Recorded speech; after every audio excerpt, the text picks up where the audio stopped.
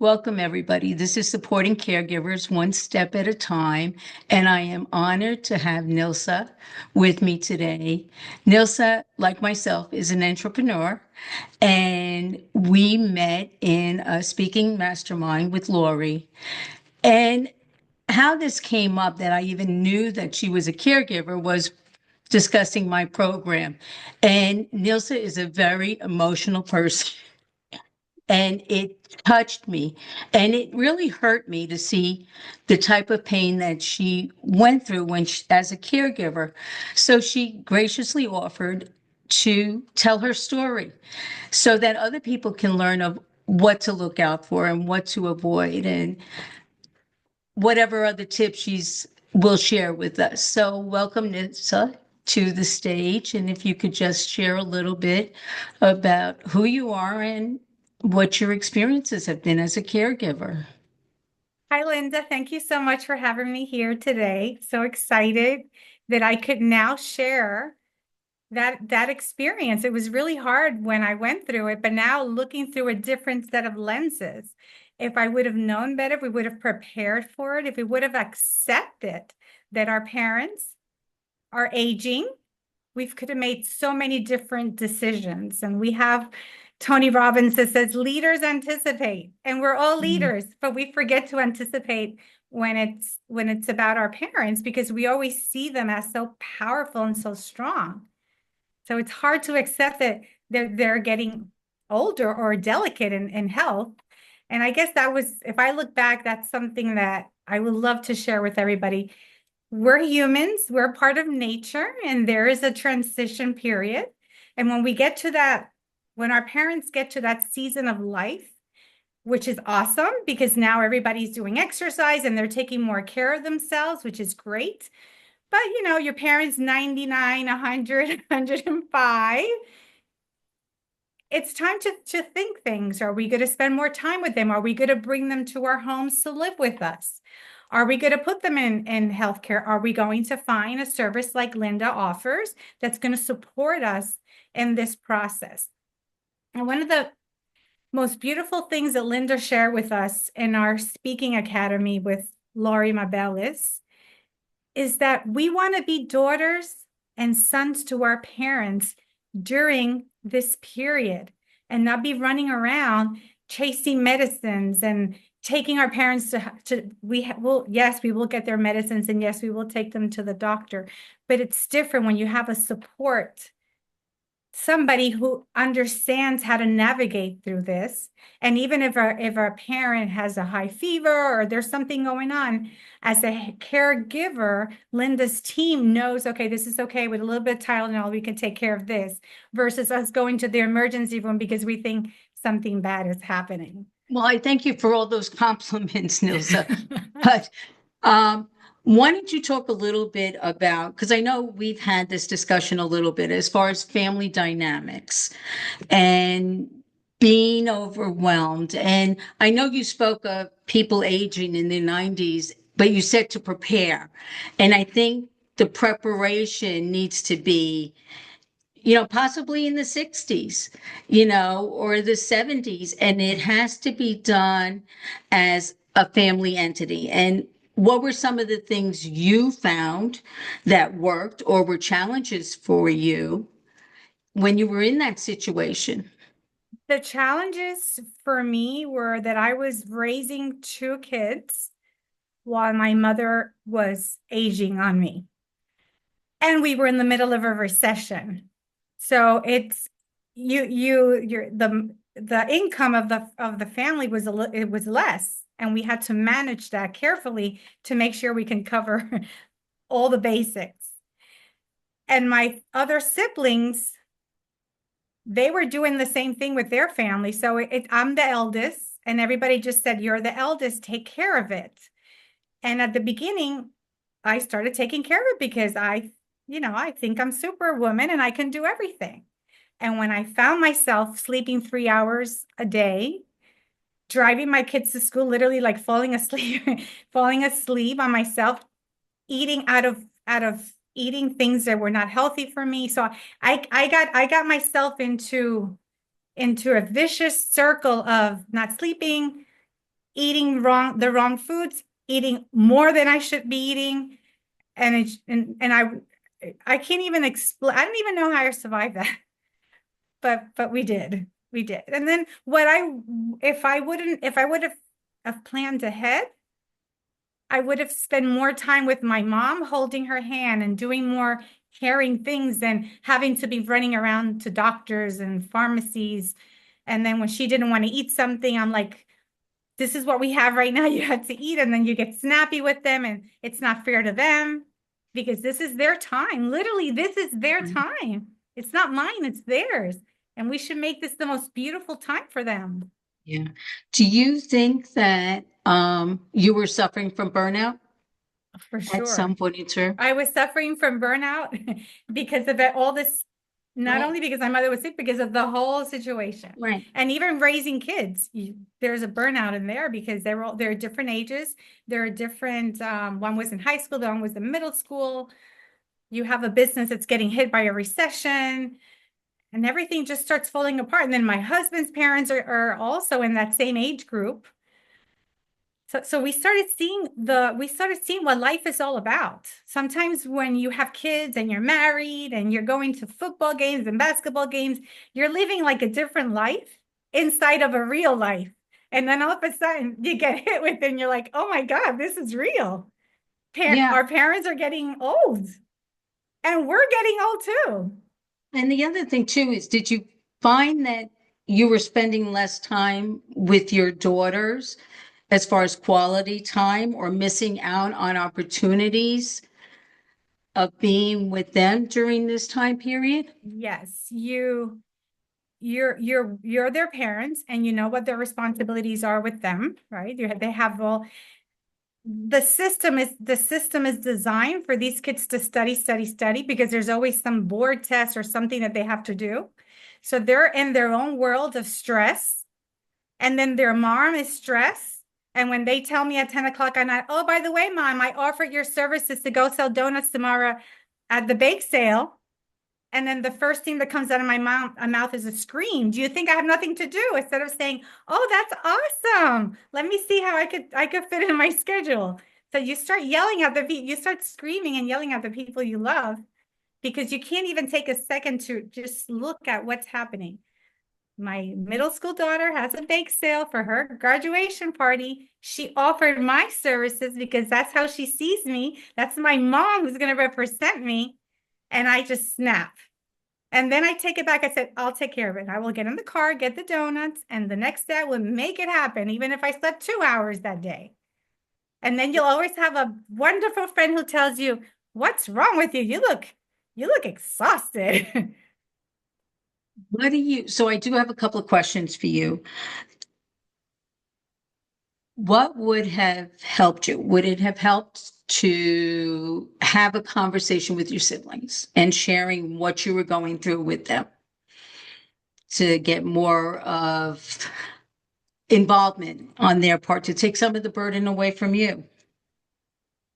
That would have helped to talk with the siblings. And I think I didn't have the emotional tools to do that because I was falling apart. And then I'm the eldest and they see me as the superwoman and they're like, what's wrong with her? And I had two of them that were in the United States and one was here. So we sort of started sharing.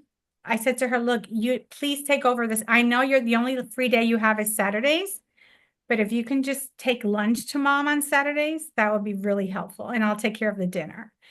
And we just started sharing the task, but I was the one that was involved in her and all her medical records. And then you also start seeing how life just gives you all these opportunities to recorrect the things you're doing. When my mom was diagnosed with diabetes, it's a silent illness, so you don't see it. Oh, my mom says, I'm going to eat a piece of cake. It's okay. It's only a piece of cake. And you're like, it's okay. It's a piece of cake because you saw her healthy. You don't know. But in the back, her eyes were getting affected and her kidneys, everything else was getting affected. But we're not doctors. So we didn't know that. Yeah, and that's one of the challenges. And I think you said you were emotionally didn't have the bandwidth to have discussions with your siblings. You could only keep it isolated to asking your sister, can you do this for me? And I think that's one of the challenges as caregivers we have. We don't know how to communicate. We're emotionally are so overwhelmed that we don't know what to say. We don't know how to say it. That's one of the things that I try to work with my clients on knowing how to do it. That's one of the challenges they're having is because of that, because you have to know how to talk to people. You have to know how to listen. You have to come up with a plan and see where everybody can help. But the biggest thing that we discussed a little bit that you were suffering from burnout, that what do you think you needed to do to possibly have more control of the world that you were living in? I think there needed to be more balance, and there needed to be what we do with finance, that we organize our finances. I think life has different cycles, and we should be, or we should have, I don't want everything doesn't have a plan, but we should know there are different seasons that we have to act differently in the seasons. The same thing we plan for our kids going to college. We don't wait the last moment to prepare a college fund for them. We know they're going to go to college. We have like 18 years to do that. And I think that we should all try to see our parents as amazing people and as grandparents to our kids. But at one point, they're going to need a little bit of us more than they want to admit, because that's another thing. Then they don't want us in their lives either. What are you doing here? I don't need you. I can do it by myself. And then they can fall, they can leave the stove on, so a lot of other things start happening. So I think planning, looking ahead, and just learning from other people's experiences, and maybe even asking the doctors, I guess they know as well. And you missed the most important person. Myself. You missed prioritizing yourself. Exactly. That's like never on the list, but yes. And that is the most important thing for any caregiver, is that in order for you to be able to help others, you need to feel good. And it's not being selfish. And throughout our whole conversation, it was nothing about Nilsa. Never.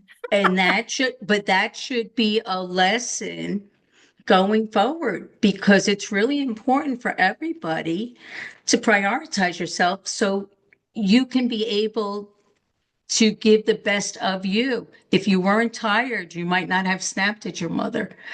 You might have had a little bit more bandwidth to be able to address if you included your daughters more into helping you with your mom. We look to protect our children. Yes.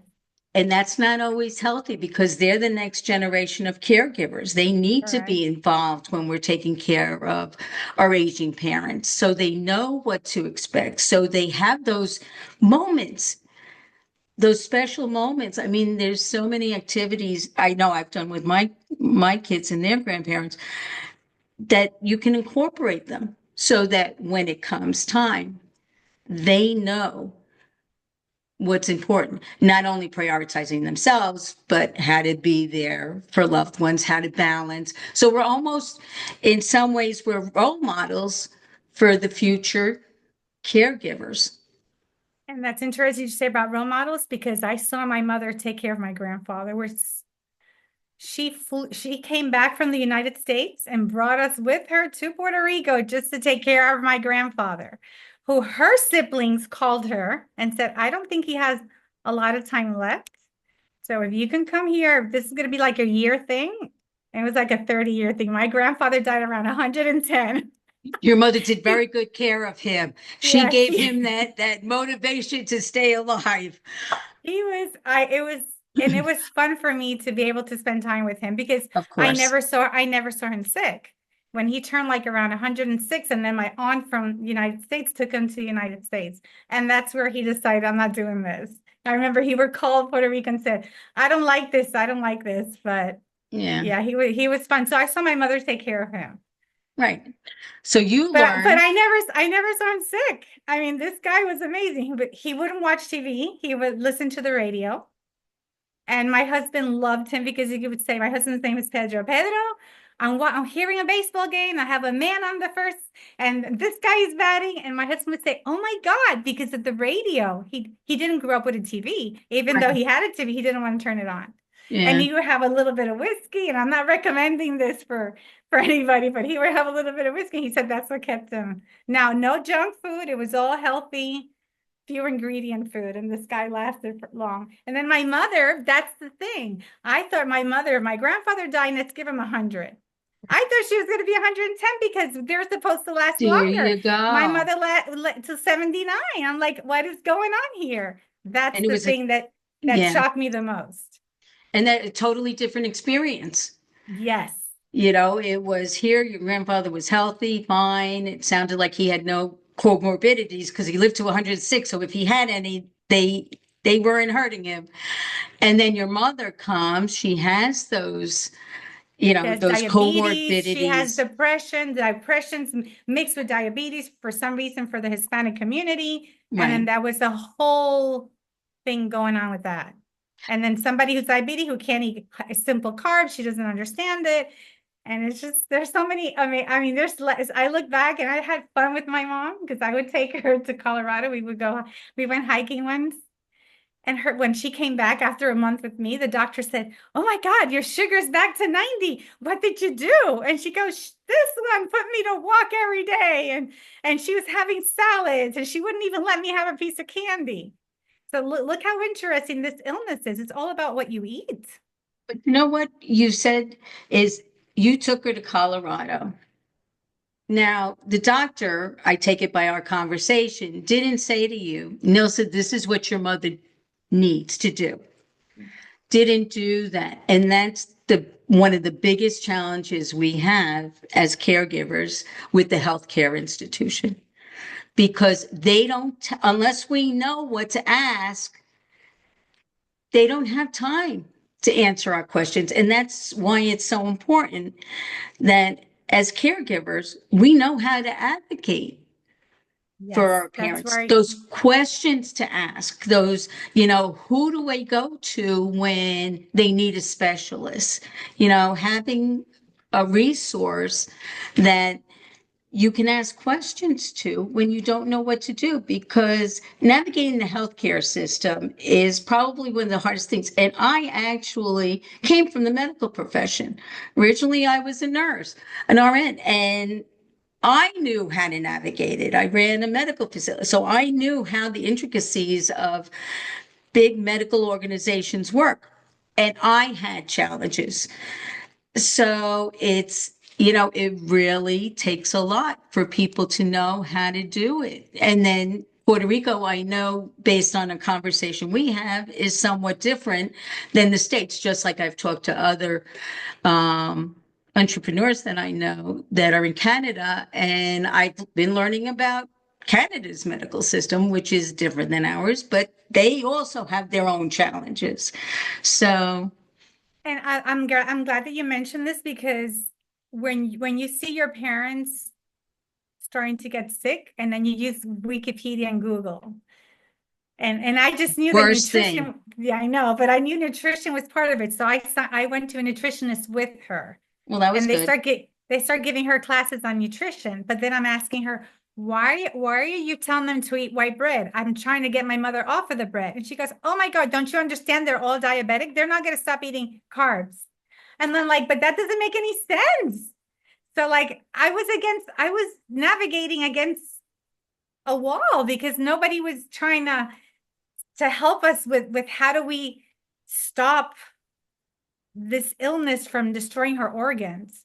When I went to Colorado, 30 days with me in Colorado as a family vacation, she came back a new person, but her habits and her patterns and her behavior, she was just dying to get home so she can open the refrigerator and eat a piece of cake, pound cake, and all the stuff that she would eat.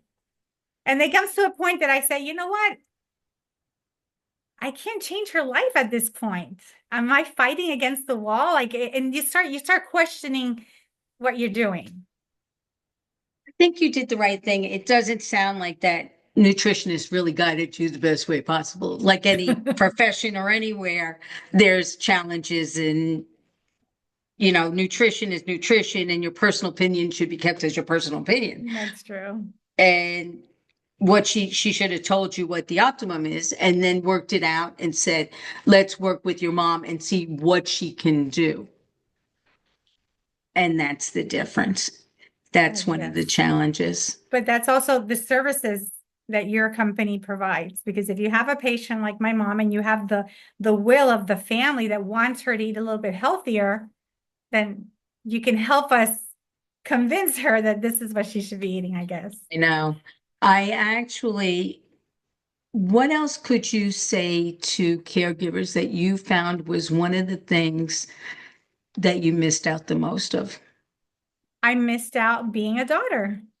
And I missed my siblings and I meeting. Like in business, we have board meetings.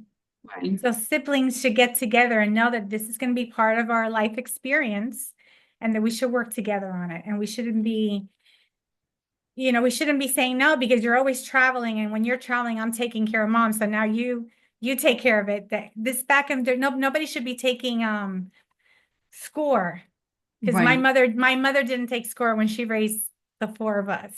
So at this point, because one of my daughters at one point had a friend from college from Greece, and he when he came to visit Puerto Rico, he says, in my country, the siblings want the parents in the house. I mean, that's like typically the elder son or daughter is the one that gets the grandparent, and that is amazing because us, the grandchildren, get that experience. And I think many years ago in Puerto Rico was the parents, the grandparents had the home and their children used to live on they used to build the second floor. Right, yeah. So it was a family thing. And then all of a sudden, Puerto Rico's economy got better and everybody just started buying their own homes and leaving that kind of community. Yeah, I think that was probably true in the 40s and 50s, 60s a little bit. And then as the world changed, that whole concept changed too. But the one thing that I've learned that's really important, because usually what happens with caregivers, and it sounds like it happened to your family, was you're in chaos. We're in chaos. We were in You're chaos. in chaos, you don't know.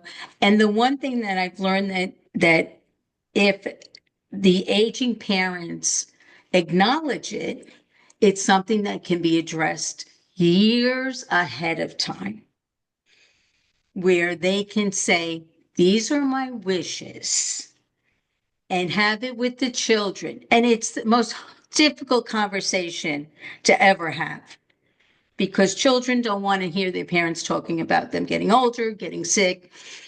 It's just one of those taboo conversations, even though it's inevitable. But I think as a culture, that's one of the things we need to start working on. And that's one of the things that I try to work with families to do so they can avoid that chaos, that emergency fire drill when none of that's been addressed. And you just said something very interesting because as we start aging as well, we have to decide what's going to happen. Right. And when I saw my husband's father get ill,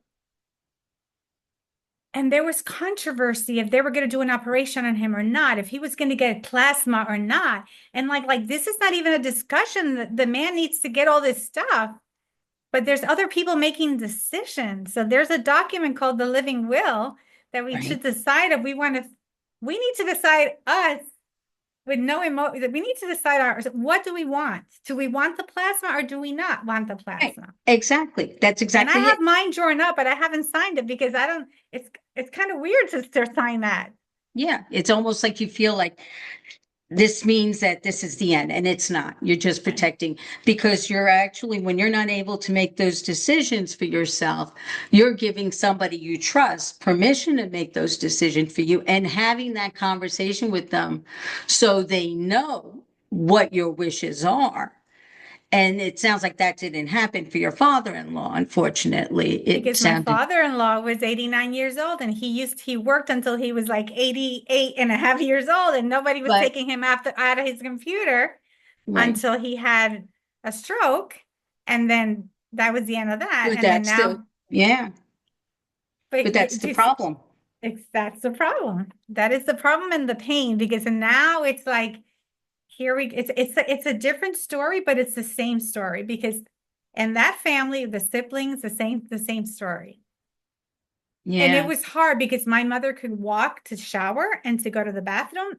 This man could not walk and he was so heavy. I remember four of us trying to pick him up to help him. It was hard. I mean, we're like, how can he be so heavy? It was like the bones were heavy. yeah.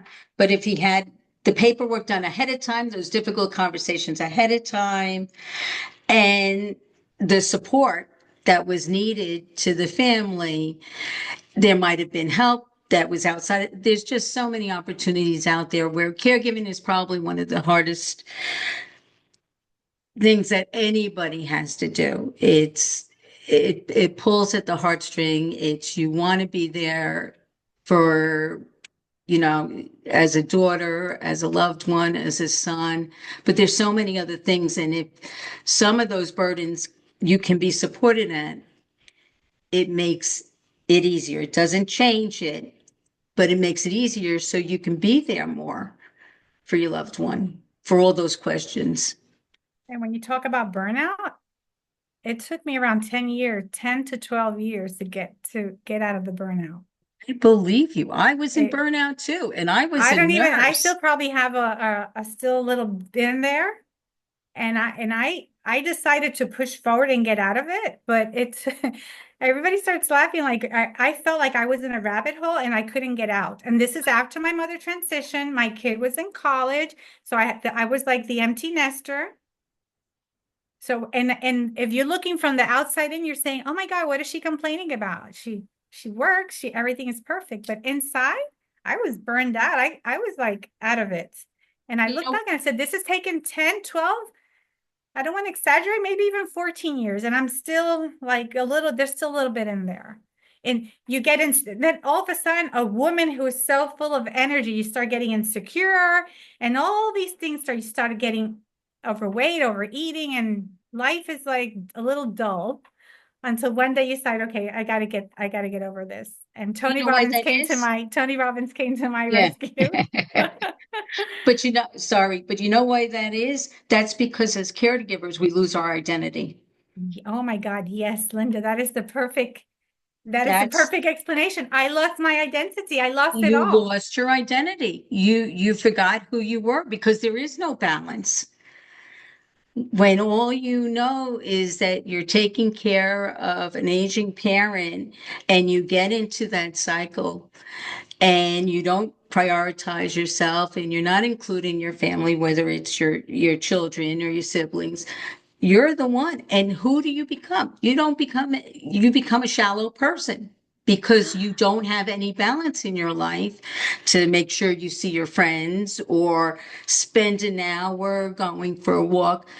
And that takes a long time to heal. And that's something that I try to help people avoid losing that identity because unfortunately, once that person passes, I've heard so many people say, I don't know what I'm going to do with myself.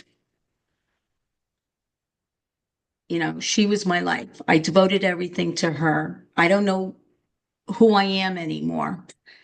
And you know what? That shouldn't be because you're still a person. You need to continue to live. And it's just amazing how so much is involved to try to keep the caregiver healthy, but also to be able to help them provide the support they need to their loved ones. It's As we very talk here and we challenging. talk about the wills, the living wills, and our parents, we have husbands. And apparently, women like should live longer according to the statistics. Yeah. So that I don't even want to think about that. But I mean, that's part of caregiving as well. So it's not only for the parents. So we're like natural caregivers. We have kids, Yeah. and then we take care of our parents, and maybe we'll take care of our husbands if we're lucky, right? Because we'll live longer. And then how about us?